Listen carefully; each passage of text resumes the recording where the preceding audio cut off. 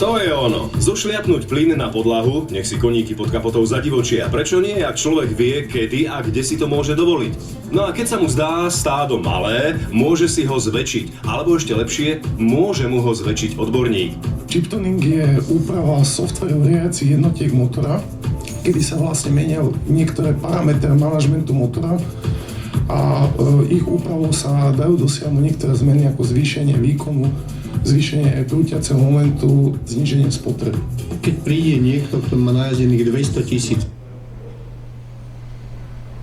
000 vybehaný motor, dá sa mu pomôcť? Samozrejme závisí to od viacerých faktorov, či je chip tuning ešte vhodný na to auto a či to auto ešte zvládne takéto úpravy. A je skutočne taký účinný, alebo je to len frajerina v niektorých prípadoch? Účinný určite je.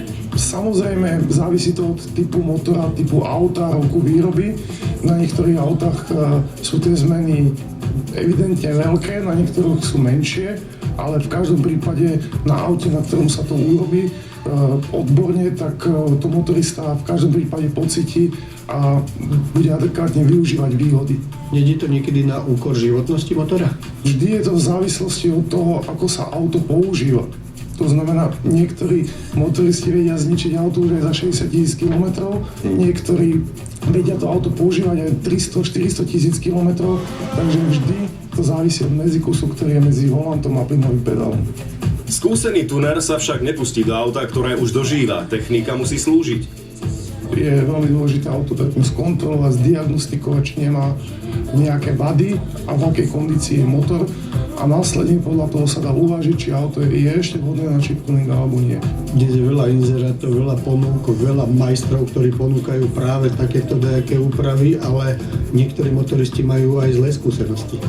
Software je všetko to, čo celé auto riadi a ako sa dá urobiť veľa dobrého chip tuningom, tak sa dá samozrejme všetko pokaziť. Takže treba mať na to adekvátne vybavenie, adekvátne skúsenosti, adekvátne vzdelanie k tomu, aby ste mohli vy vôbec do týchto softverov zasahovať. Ak si to majiteľ silnejšieho stáda rozmyslí, nie je problém vrátiť mu pôvodný softvér. Ako je to so záručnými pravidlami pri takomto zásahu? Určite úpravca alebo chip tuner musí poskytnúť motoristom nejakú záruku na svoju prácu, na úpravu. Preto sú veľmi dôležité kontrola pred vstupom, po výstupe, merania, aby bolo zrejme, v akom stave to auto bolo a chip tuner musí samozrejme niesť záruku za svoju prácu.